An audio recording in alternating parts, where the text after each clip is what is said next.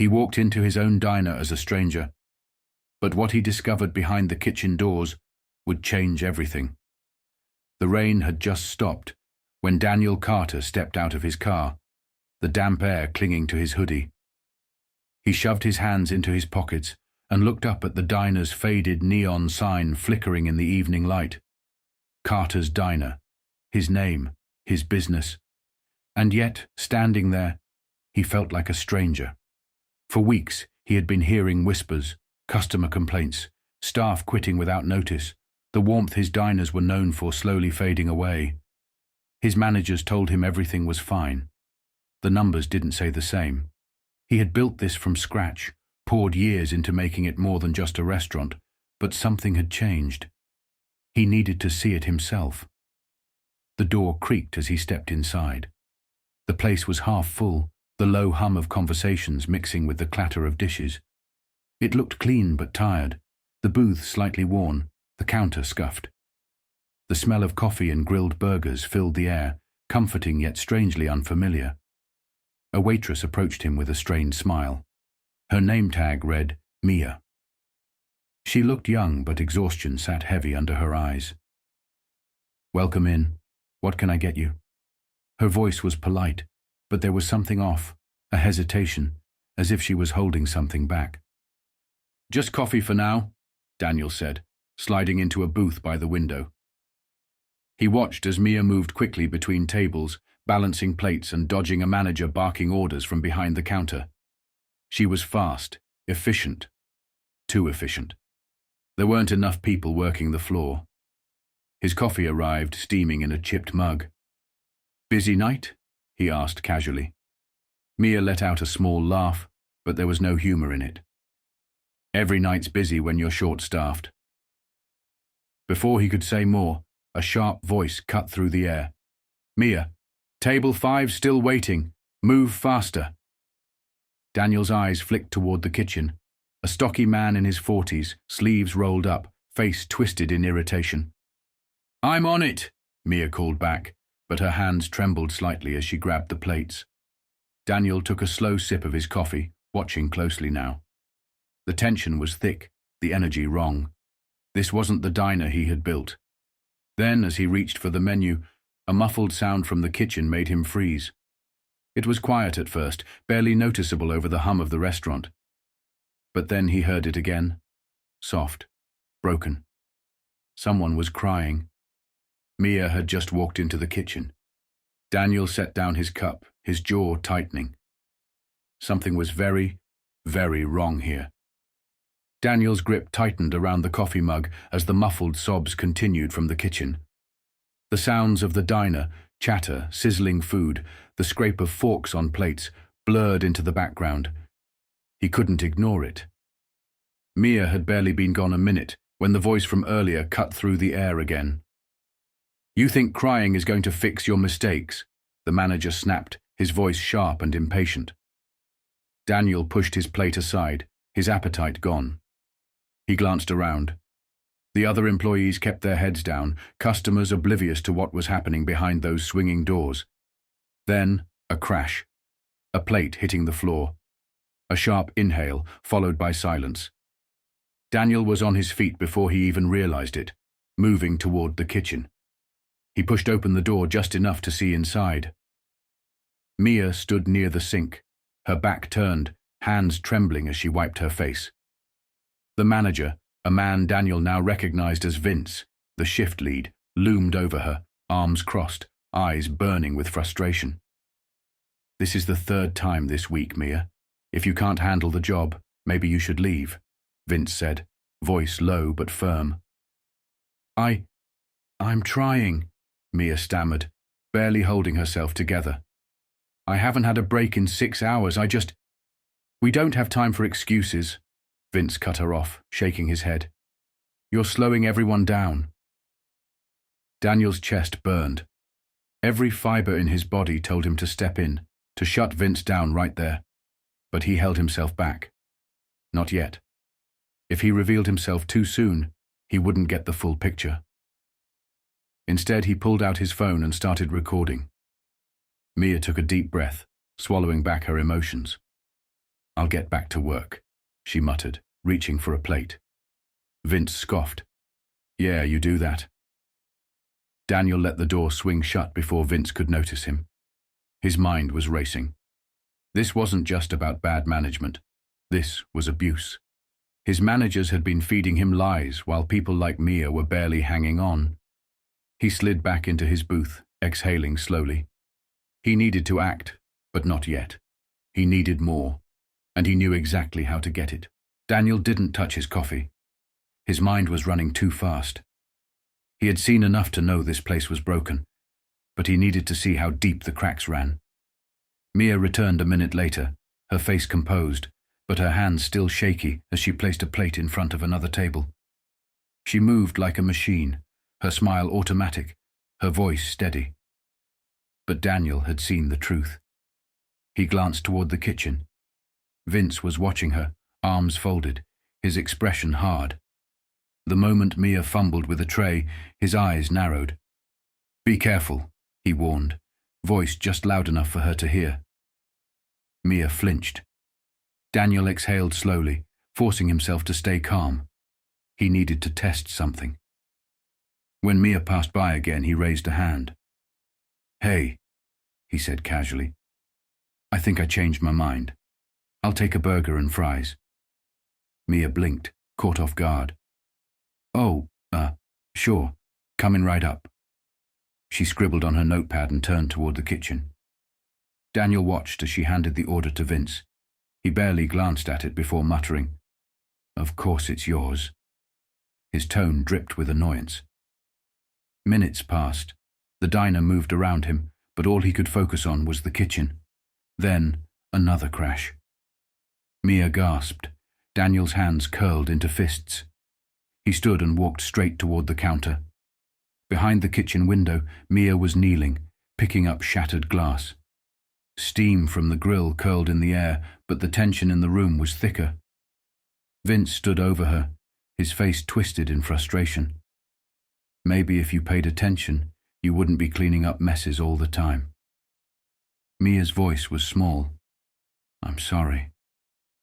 Vince shook his head, then turned toward the grill. "Just get back to work." Daniel had seen enough. He took a step forward. Then a voice interrupted. "Is there a problem here?" It wasn't Daniel. Connor, one of the cooks, had spoken up. His voice wasn't loud, but it carried weight. Vince turned slowly, his face darkening. "What did you just say?" Connor hesitated but didn't back down. "I said, is there a problem? Because Mia's been running around all night, and maybe if we had more people she wouldn't be—" Vince took a step forward. "Stay in your lane, Connor." Daniel felt the shift in the room. The other cooks had stopped what they were doing. A few waitresses near the counter were watching. Even some customers had turned their heads. Vince noticed. He took a breath, forced a smile, and backed away. "Just focus on your work." Connor's jaw tightened, but he nodded. Mia stood up slowly, her hands still trembling as she wiped them on her apron. She didn't look at anyone. Daniel saw it clearly now. The fear, the exhaustion, the way everyone walked on eggshells. And yet, Connor had spoken up. Daniel made a decision right then. He was done watching. Tomorrow Vince was going to find out exactly who he had been talking down to. The morning air was crisp as Daniel pulled into the diner's parking lot. The same neon sign flickered overhead. But today, everything felt different. Today, he wasn't just an observer. He stepped inside, wearing the same hoodie and jeans, but his presence carried a new weight.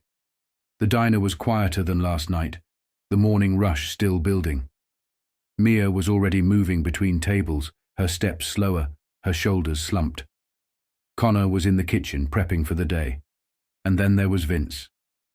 Daniel watched as he walked in from the back, already irritated, already muttering orders under his breath. His eyes flicked to Mia immediately. "We're short again today. Don't drag your feet." Mia nodded without a word. Daniel clenched his jaw. Not anymore. He waited until Mia passed by before speaking. "Hey, Mia." She turned, surprised. "Oh, you're back." "I had to see something for myself." Daniel said, keeping his tone casual. Mind if I ask, how long have you been working here? Mia hesitated, glancing toward the kitchen. About 6 months. Daniel nodded. And has it always been like this? She swallowed, looking away. I don't... Morning, boss. Vince's voice interrupted, heavy with sarcasm. He was leaning against the counter, arms crossed. You need something, or are you just going to keep distracting my staff? Daniel didn't move. Your staff? His voice was calm, but there was an edge to it. Vince scoffed. Yeah, my staff. I run this place, so unless you're planning on ordering something, maybe stay out of... Daniel reached into his pocket, pulled out his wallet and flipped it open. His company ID gleamed under the diner's fluorescent lights. I own this place. His voice was even, steady. And you're done. The room fell silent. Mia froze. Connor peeked out from the kitchen, knife still in hand. Even the customers stopped. Daniel stood in the middle of the diner, watching as the weight of Vince's presence slowly lifted. The silence didn't last long. Whispers spread among the employees, cautious but curious. A few customers glanced around, sensing that something big had just happened. Mia emerged from the back, her face still uncertain. Connor wiped his hands on his apron, his eyes flicking between Daniel and the empty spot where Vince had stood just minutes ago. Daniel took a deep breath. All right, listen up, he said, loud enough for the whole staff to hear. Things are changing around here, starting now. Mia and Connor exchanged glances. The others hesitated, unsure if they should believe him. They had heard plenty of promises before. Daniel knew words weren't enough. Connor, he said, turning to the young cook, how long have you been here? Connor straightened slightly. A few months. Daniel nodded. And last night, you stood up for Mia. You didn't have to, but you did. That's the kind of leadership this place needs. Connor frowned. Someone had to say something. Exactly. Daniel pulled a folded paper from his back pocket and slid it across the counter. That's why I'm making you assistant manager. Connor froze. Wait, what? You've already been leading. Now I'm making it official. You'll get a raise, better hours, and real authority to make sure this place runs right. The other cooks murmured in surprise. Connor blinked, completely thrown. I've never managed anything before. Daniel smiled. You've been doing it without the title. Now, you'll have the support too. Connor swallowed, then slowly nodded. I won't let you down. Daniel turned to Mia next. She straightened, but there was hesitation in her eyes. And you, he said, I know the kind of work you put in here. You keep this place running when no one's looking. That's not going unnoticed anymore. Mia shook her head. I don't do anything special, You hold this place together, Daniel interrupted. And starting next week, you're getting a raise. And not just you, I'm setting up a bonus system for everyone who works hard. Mia's eyes widened. You're serious. As serious as I was about firing Vince, Daniel said. The tension in her shoulders loosened. For the first time since he'd walked into this diner, she actually looked hopeful. Daniel turned to the rest of the staff. No more skipped breaks. No more being short-staffed during rush hours. I'm hiring more people so you all aren't running on empty. One of the other waitresses, an older woman named Carol, finally spoke up. You're really doing this? Daniel nodded. I built this diner on the idea that people should feel like family here. That includes the people who work in it. A beat of silence. Then, slowly, Carol nodded. A few of the others did too. Mia wiped at the corner of her eye and smiled. This place already feels different. Daniel smiled back. Good. Because it is. Over the next few weeks, everything changed. Daniel personally oversaw the hiring of a new manager, Denise, a woman with years of experience and a reputation for treating her teams right. With Connor's help, schedules were adjusted, making sure no one was overworked. Equipment was updated, customers noticed the difference, and the whole atmosphere shifted. Mia no longer rushed in fear of being yelled at. Connor stood taller, growing into his role. Even the customers could feel the warmth returning to the diner. One afternoon, as Daniel was getting ready to head back to corporate, Mia stopped him at the door. "Hey," she said with a small smile. "Just wanted to say thanks for everything." Daniel looked around the diner. The laughter, the energy, the life. "You don't have to thank me," he said. "This is what it was always supposed to be." Mia nodded. "Well, whatever it was supposed to be, it finally feels like home." Daniel stepped outside, breathing in the fresh air. The neon sign flickered again, but this time he knew. This diner wasn't just a business. It was a family, and he wasn't going to let it slip away again.